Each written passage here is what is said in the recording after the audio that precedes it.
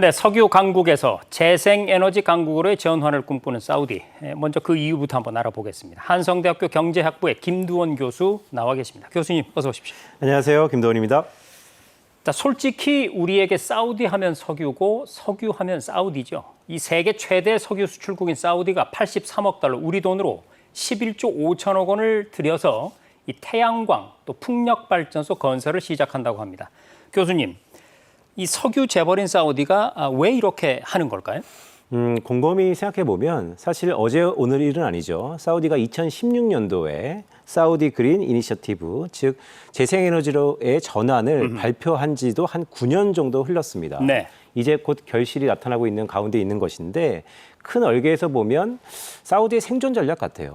왜냐하면 결국 에너지 패권의 전환 과정에서 석유 왕국 그러면 사우디인데 이것이 신재생에너지로 시대가 바뀜에도 불구하고 사우디가 견고히 에너지 패권국으로서의 위치를 할 것이냐 상당히 의문스러운 부분이었는데 사우디가 발빠르게 먼저 움직였다라는 게 첫 번째이고요. 두 번째는 모든 것이 편중되면 항상 부작용이 있기 마련입니다. 네. 사우디의 수출 품목 중에서 약 한 89%에서 80%, 현재는 80%까지 좀 내려왔지만 어쨌든 석유 관련된 수출이 전부입니다. 네. 그러니까 한 국가의 경제가 석유에 다 의존돼 있어요. 그런 부분에서 보면 에너지 다변화뿐만 아니고 경제 리모델링, 수출 구조의 다변화 측면에서도 상당 부분 필요했었다라고 보고 있고요. 더 중요한 것은 과연 이게 성공할 수 있느냐의 여부일 것 같습니다. 네. 사우디 그러면 딱 떠오르는 게 물론 오일이지만 그 이면에는 사막, 그다음에 일조량 등등을 놓고 보면 어떻게 보면 신재생 에너지에 가장 최적화된 환경을 갖고 있지 않는가. 따라서 돈도 많고 석유 재벌이다 보니까 또한 에너지 패권국에서 현재 헤게모니도 갖고 있고 더구나 입지도 신재생 에너지에 더할 나위 없이 좋은 환경이고 안 할 이유가 없다. 그럼요. 오히려 2016년도에 남들보다 발빠르게 움직였던 것이 지금 결실을 맺는 중에 있다라고 저는 보고 있습니다. 네, 교수님 말씀 들어보니까 이 석유라는 것이 땅에서 언제까지나 펑펑 솟는 게 아니기 때문에 나라 전체의 경제가 석유에 의존하고 있는 상태에서 빨리 바뀌지 않으면 위험하다. 네. 생존 전략이다. 이런 생각이 드네요. 자, 그런가 하면 이 태양광 사업에 박차를 가하는 나라는 또 있습니다. 최근에 주요 경제국 중에서 가장 빠르게 성장하는 국가죠. 어디입니까, 교수님? 인도죠. 네. 네, 인도 그러면 딱 떠오르는 게 제2의 중국, 네. 포스트 차이나로서의 후보군 중에 가장 유력한. 자, 인도는 모디노믹스에 의해 경제 개발을 빠르게 하고 있죠. 경제 개발을 빠르게 한다는 것은 그만큼 전력과 에너지 소비량이 매우 크다라는 것을 의미합니다. 네. 따라서 인도 측면에서도 여러 가지 고민이 많았을 것 같아요. 기존의 화석연료를 쓸 것이냐, 물론 쓰고 있겠죠. 하지만 최근의 시정신의 흐름, 안보 자산의 변화, 패러다임의 전환 등을 놓고 봤을 때 신재생 에너지로 이동해야 되는 것도 인도 정부의 어떻게 보면 당면한 숙명 같은 숙제입니다. 네. 그런 의미에서 경제 개발을 박차를 가한다는 의미에서 인도 역시도 신재생 쪽으로 빠르게 피버팅하고 있다라고 보고 있고요. 실제 데이터를 보더라도 인도가 전체 발전소비 용량에서 신재생 재생에너지, 청정에너지가 차지하는 비중을 최근 50%까지 끌어올렸습니다. 아하. 이것은 파리 협정에서 따른 2030년도에 50%를 달성한다는 것에서 한 5년 정도 빠른 굉장히 속도거든요. 앞당긴 거네요. 네. 인도 그러면 역시 정부 주도의 강한 경제 정책에 드라이브를 걸고 있기 때문에 이러한 신재생 에너지로서의 피버팅도 속도가 상당 부분 빠르다라고 할 수 있겠습니다. 네, 대단하군요. 근데 사실 이 기후 위기와 또 석유 자원 고갈을 눈앞에 두고 재생에너지가 주목받은 건 어제 오늘만의 일은 아닙니다. 하지만 재생에너지 중에서도 유 교수님, 유독 이 태양광에 최근 각국 정부가 적극적인 어떤 관심을 보이고 있는 것에 네. 어떤 이유가 있을까요? 곰곰이 생각해 보면 태양이 안 뜨는 지구상의 나라가 있을까? 없죠. 네. 다만 태양이라는 게 절반은 뜨고 절반은 뜨지 않는 것이거든요. 하지만 다른 나라, 즉 바람이 부는 나라가 한정돼 있고 조수간만의 차를 느낄 수 있는 나라가 한정돼 있고 등등을 놓고 보면 어떻게 보면 태양이라는 것은 우리 인류 역사상 늘 우리에게 절반 정도의 생활권에서는 늘 있었던 존재라는 것이 네. 첫 번째 이유일 수 있고요. 두 번째는요. 경제적인 측면도 충분히 있습니다. 태양광이 온실가스의 감축 기여도가 실제 가장 현실적인 재생에너지원으로서 크거든요. 네. 그렇다면 다양한 재생에너지가 있겠으나 우리에게 늘 친숙한, 늘 그 자리에 있었던 태양을 갖고 있다는 것 첫 번째. 두 번째는 경제적인 효과 측면에서도 분명히 있다는 게 있을 수 있고 마지막으로 그린 페리티라는 게 있는데요. 네. 그린 페리티가 한마디로 얘기하면 신재생 에너지와 화석 에너지의 가격 차이의 균형점입니다. 최근에 보면 이 재생에너지가 화석연료보다 그린 페리티가 넘어섰다는 게 결국 이런 태양광 관련돼서의 경제적 효율성도 생산성도 상당 부분 기존의 화석에너지를 뛰어넘고 있다는 것도 자리한다라고 할 수 있겠습니다. 그렇군요. 교수님 얘기를 제가 이렇게 정리해 보겠습니다. 늘 있고 네, 이용이 편하고 네, 가성비가 높다. 맞습니다. 그것이 태양광의 강점이군요. 올해 초에요. 미 항공우주국 나사가 흥미로운 위성 사진을 공개를 했습니다. 중국 쿠부치 사막의 모습인데요. 자, 교수님, 중국이 사막에다가 이 네. 태양광 만리장성을 쌓고 있다면서요? 네. 중국은 역사적으로 참 만리장성을 좋아하는 것 같아요. 네, 늘상 만리장성을 쌓고 있습니다. 그런데 역사적으로 볼까요? 만리장성을 언제 쌓았냐? 중국이 가장 불안할 때 쌓았습니다. 즉, 중국이 만리장성을 쌓는다는 것의 그 복선에는 어떤 게 갖고 있을까? 결국 내가 그만큼 이 재생에너지 안에서의 헤게모니를 갖고 있을 거다라는 생각도 있지만 그만큼 위협을 느낀다라고도 해석할 수 있거든요. 방어적이군요. 맞습니다. 네. 결국 자 이거는 미중 패권 경쟁으로 역사를 돌이켜 보는데요. 미중 패권 경쟁에서 에너지 안보, 즉 원유, 화석연료의 안보는 미국 중심으로 이미 재편된 상태에서 미중 패권 경쟁이 발발되었고 장기화 가능성이 높아졌죠. 중국 입장에서는 경제를 개발하고 계속해서 성장을 이끌어야 되는데 안정적인 에너지원은 전부 다 미국이 갖고 있다. 중국이 선택할 수 있었던 것은 신재생밖에 없습니다. 네. 따라서 이 신재생은 중국조차도 생존 전략정의 연장선상에 있는 거고요. 중국도 보면 앞에 사우디도 잠깐 말씀드렸지만 사막이 국토의 한 3분의 1 정도이거든요. 네. 역시 중국조차도 태양광 충분히 신재생 에너지를 할 수 있는 여건이 되기 때문에 뭐 만리장성이라고 말씀 주셨지만 다방면에 투자를 하고 있다라고 할 수 있겠습니다. 그렇군요. 자, 그런데 중국이 이렇게 치고 나가는 반면에 지금 이 순간에 이 세계적인 추세를 역행하는 대표적인 나라가 바로 미국입니다. 트럼프 대통령의 유명한 공약이 있죠. 드릴 베이비 드릴. 그러니까 쉽게 말해 땅을 팔아, 즉 채굴하라 뭐 이런 얘기인데 트럼프 2기 행정부가 이제 석유와 천연가스 시추 확대에 나섰고 최근에는 청정 에너지에 대한 세제 혜택을 줄이는 법안까지 통과를 시키고요. 네. 자, 교수님, 이런 미국의 역행이 자칫 그 전체 태양광 에너지 산업 발전에 어떤 발목을 잡지 않을까 우려하는 분도 계신데 어떻습니까? 충분히 우려할 만한 상황이고요. 워낙 기세가 좋기 때문에. 네. 자, 이 하나의 아름다운 법안 최근에 미국에서 통과됐죠. 근데 가만 생각해 보면 9월 1일부로 뭐 전기차에 보조금을 줄인다든지 신재생의 에너지를 감축하든지 아니면 아예 없애버리는 법안입니다. 네. 이게 왜 나왔을까를 곰곰이 생각해 볼 필요가 있습니다. 왜냐하면 이유를 알면 이게 지속될지 아니면 그러다 말지를 우리가 판단할 수 있기 때문인데요. 왜 나왔을까요? 가만 생각해 보면 지금 미국 정부의 가장 큰 문제는 부채입니다. 네. 돈이 없어요.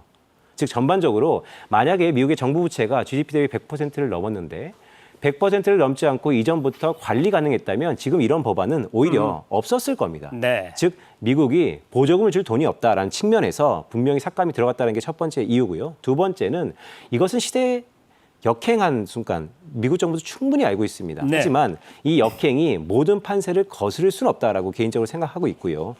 미국은 셰일 혁명이 터진 다음에 에너지의 의존도가 상당히 높아졌지요. 자금률이 높아졌습니다. 그런 의미에서도 이게 정치적인 해석, 즉 이전 정부가 밀고 있었던 신재생을 공화당 정부가 반대한다. 한국도 미국도 마찬가지. 궤에서 볼 수도 있는 거지만 더 큰 의미에서는 보조금이 왜 나왔냐? 결국 미국 정부가 돈이었기 때문에 저는 이 부분이 해결되면 해결될수록 감축했던 그 품은 다시 한번 늘어날 개연성도 충분히 있다라고 보고 있습니다. 네. 법안 이름이 크고 아름다운 법안인데요. 글쎄요, 그 화석 연료에 종사하시는 분들께는 아름다울 수 있겠으나 기후 위기로 고생하는 분들한테는 또 아름답지 않을 수도 있겠다 이런 생각을 해봅니다. 자, 여기서 그러면 저희 글로벌 인사이트만의 강점이죠. 태양광의 역사 속으로 한번 들어가 보겠습니다. 교수님, 태양광이 언제부터 에너지원으로 활용이 됐고 네. 또 언제부터 재생에너지의 중심에 서게 됐습니까? 문헌을 좀 찾아보니까요. 네. 기원전 7세기경에. 아하, 그렇게나 오래됐나요? 네. 사실 문헌이 그렇으니까 그전에는 더 역사적 구설에 의해서 전해졌을 것 같습니다. 네. 하지만 문헌에 의하면 기원전 7세기에 확대경을 통해서요. 태양광을 집중시켜 불을 붙이는 방식. 네. 우리 흔히 캠프 가면 하지 않습니까? 어릴 때 돋보기를 많이 통해서. 했습니다. 네. 네, 여전히 그런 방식이 첫 번째 시초였다라고 보고 있고요. 특히 기원전 212년에는 그리스 과학자 아르키메데스가 로마 제국의 배를 불태우면서 하하. 이때 청동방패의 반사 특성을 활용했다는 것입니다. 네. 그러니까 결국 떠 있는 태양을 이용해서 에너지원으로 치환했던 게 역사적인 사례다라고 할 수 있겠고요. 현재 쓰이는 태양전지 패널의 진정한 발명은 바로 70여 년 전 1954년에 미국 뉴저지의 벨 연구소에서 실리콘 광전지 셀을 만드는 것부터 시작되었다고 합니다. 네. 즉 문헌에서 보면 과거에 우리가 늘 익숙했던 반사에서 에너지원을 집중시키는 것부터 시작해서 최근에 70년 전 1954년에 미국에서도 이런 부분들이 태초에 나타났다라고 할 수 있겠습니다. 네, 잘 알겠습니다. 참 재밌네요. 자, 그런데 이제 이게 궁금해집니다. 이렇게 태양광을 중심으로 한 재생에너지의 성장세가 뚜렷하다면 교수님, 머지않은 미래는 이제 기존의 석유를 이 재생에너지가 완전히 대체할 수 있지 않을까 이런 궁금증 가시는 분 많은데 이게 실제 가능한 겁니까? 일단 결론부터 말씀드리면 불가능합니다. 아하. 왜 이렇게 말씀드리냐면 자 석유가 고갈된다고 저도 배우고 들어온 지도 거의 40년 전 가까이 됐습니다. 네. 석유가 고갈이 안 돼요. 네. 네, 얼마나 묻혀 있는지 아직까지 이상하게 오리무중입니다. 계속 나오고 있습니다. 맞습니다. 자, 결론적으로 말씀드리면 쓰임새가 다릅니다. 흔히 석유의 주 쓰임새는 수송용이고요. 우리가 흔히 세계하는 가정용하고는 조금 다른 측면이 있다는 네네. 것이죠.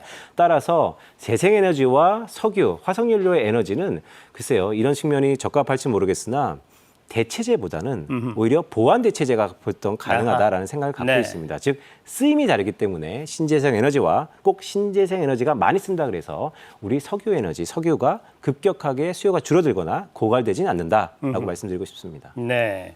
마치 그 전기차와 수소차가 서로 경쟁하면서 하나를 누를 것이다 이런 의견이 처음에 많이 있었습니다만 그게 아니라 전기차는 단거리, 수소차는 힘이 좋기 때문에 장거리 이렇게 분화될 것이다라고 생각하는 그거하고 좀 비슷하군요. 자, 그런데 잊으면 안 되는 사실 하나가 있습니다. 태양광 에너지는요, 제약이 있죠. 날이 흐리거나 밤이 되면 무력해진다는 겁니다. 자, 교수님, 그런데 이 태생적인 단점마저 극복해내는 방법이 요새 나오고 있다고요? 그렇죠.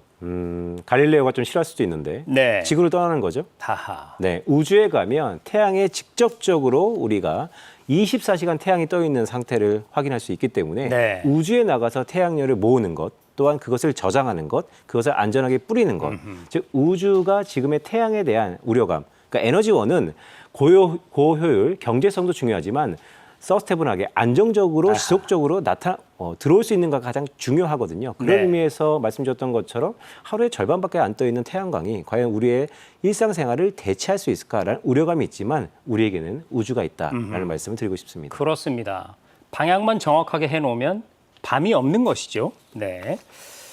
자, 이 태양광 에너지가 점점 우리 생활 속으로 들어오고 있다 이런 느낌이 드는데 사실 지금도 아파트 베란다라든지 건물 옥상에 태양광 패널 설치해서 사용하는 가정들 많이 볼 수 있거든요. 그러면 앞으로 이 태양광 에너지가 우리 생활에 어떻게 더 깊숙이 들어올까요?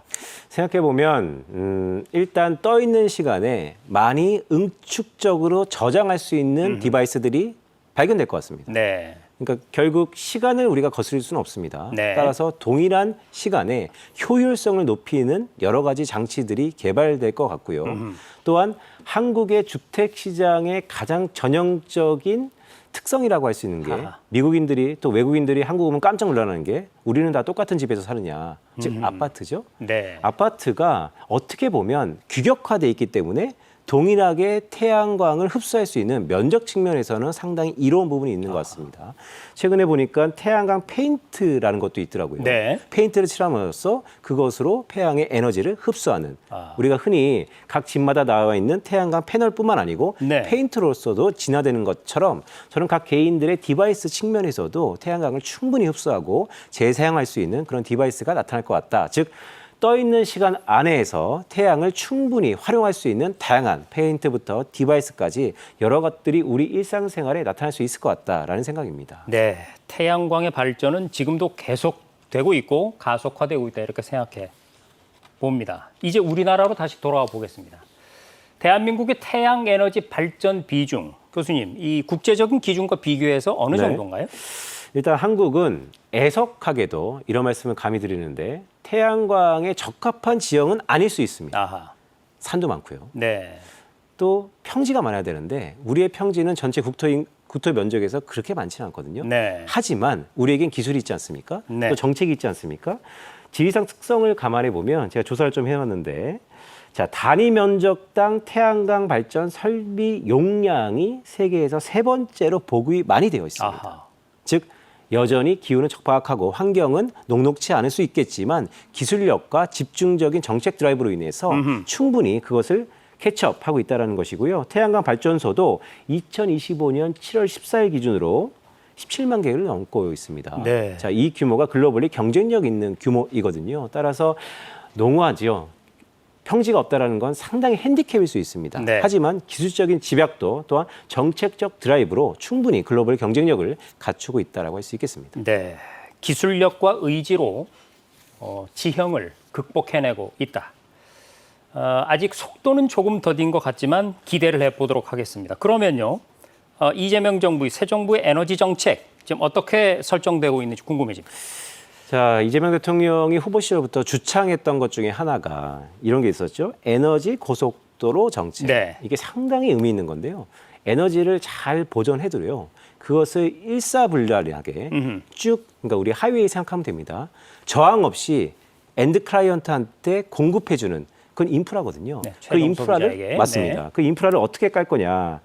즉 경제재무보고서 연구소 보고서에 따르면 우리 송해 배전망, 전력구매 계약, 신재생 에너지 공급 의무화 제도 등등도 네. 한국의 재생에너지 성장을 가로막는 세 가지 병목 요인으로 꼽혔는데 이번에 아리백의 이후에 상당한 정책적 드라이브가 이 부분을 해소하겠다. 그것의 일환으로 에너지 고속도로 정책도 나왔으니까요. 상당히 의미가 있을 것 같고요. 이게 현실화되고 상용화된다면 말씀드렸던 것처럼 기후의 척박함 또 환경의 핸디캡에도 불구하고 상당히 경쟁력 있는 태양광 에너지의 상용화가 될 것이다라고 보고 있습니다. 막힘없이 에너지가 최종 소비자에게까지, 즉 서민들에게까지 전달되는 에너지 고속도로 기대해 보겠습니다. 자, 화석 에너지와 재생 에너지를 함께 사용하는 이 에너지 믹스라는 말이 새 정부에 의해서 나왔는데요. 교수님이 에너지 믹스에서 빠지지 않는 두 축이 바로 재생에너지와 원전이거든요. 네. 여기서도 어떤 그 실용이라는 단어가 떠오릅니다. 이 두 가지 에너지가 어떻게 조화를 이루게 되는 겁니까? 일단 이거는 원론적부터 좀 짚고 넘어가야 될 게 네. 있는 게요. 신재생 하시는 분들이 원전을 싫어합니다. 아하. 그런데 가만 생각해 보면 싫어할 이유가 전혀 없습니다. 네. 탄소 제로 그렇죠? 같은 카테고라이즈에 있거든요. 네. 하지만 원전이 과거 2012년도 일본에서 큰 사건 사고, 원전을 폐쇄할 때 나타나는 환경적 오염 등등으로 신재생 하시는 분들이 다소 불편할 수도 있는데 아까 앵커님이 말씀하셨던 것처럼 실용적인 측면에서 보면요. 결국 탄소 제로로 가는 겁니다. 그렇습니다. 따라서 에너지 복합 믹스라고 말씀드렸는데 신재생 에너지와 우리가 소형 원전이라는 것도 정책적 드라이브가 크게 있거든요. 이전 정부에서는 탈원전이 키웠다면 지금은 실용 측면에서 소형 원전과 신재생 에너지 믹스가 또 다른 화두일 수 있다. 결국 신재생으로 가는 큰 얼개 속에서 우리의 원전도 충분히 가교 역할을 할 수 있다라고 할 수 있겠습니다. 네. 잘 알겠습니다. 친환경 에너지로의 대전환, 이 방향이 분명하다면 이제 좀 더 속도를 낼 시기가 되지 않았나 싶습니다. 지금까지 한성대학교 경제학부의 김두원 교수였습니다. 교수님 고맙습니다. 고맙습니다.